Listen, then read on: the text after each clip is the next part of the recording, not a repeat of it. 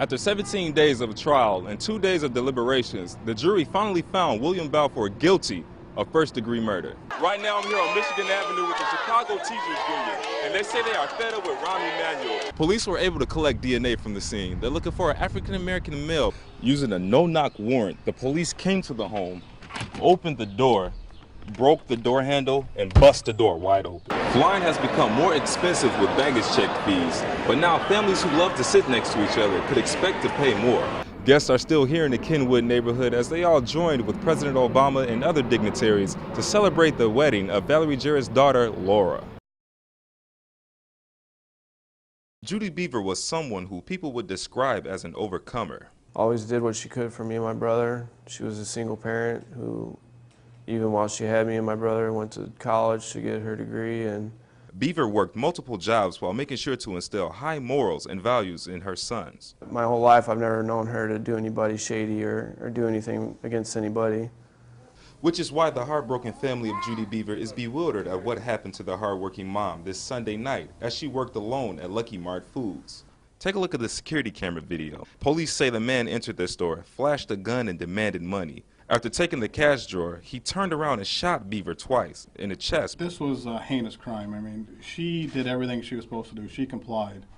Police arrested and charged 20-year-old Jeremy Blue with the shooting of Judy Beaver. Investigators credit the community for its help that led to the search warrant of Blue's home on the 5700 block of Johnson Street. Yeah, we couldn't believe it's in our backyard. I mean, it's that close, what, a block away, and to find the guy 2 houses down is kind of scary. Beaver's son, an Army combat veteran and no stranger to sudden violence, struggles to reconcile this kind of evil on the home front. When you're fighting a war, you're prepared and you know the hazards of being there and you know what you're fighting for, you know what's going on, but when you're home, you don't expect something like this to happen. Glenn Marshall, NBC5 News. Living in a world with technology like cell phones and emails, you would think that a person would not get excited about a postcard, but this is the side with the aquarium. This Georgia native was excited when he got a piece of mail from his mother 54 years late. Scott McMurray's parents were in Chicago attending a convention in 1954. They stopped by the Shed Aquarium and his mom purchased this postcard for him. And then after looking at it a while, I said, well, this thing is about 55 years old. You know?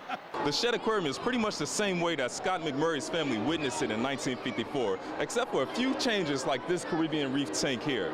And she probably just sort of forgot about it, never asked, and so I didn't hear about it until 55 years later. The half-century-old postcard helped bring back memories of McMurray's mother. Every time I read it, I can still hear her voice, how she would have read it. Mrs. McMurray's predictions were correct about the postcard. It says, we'll probably be home before this gets there. And Scott thought about his mom when asked if he would buy a postcard for his family. After the experience with my postcard, we might set a new record. Glenn Marshall, NBC5 News.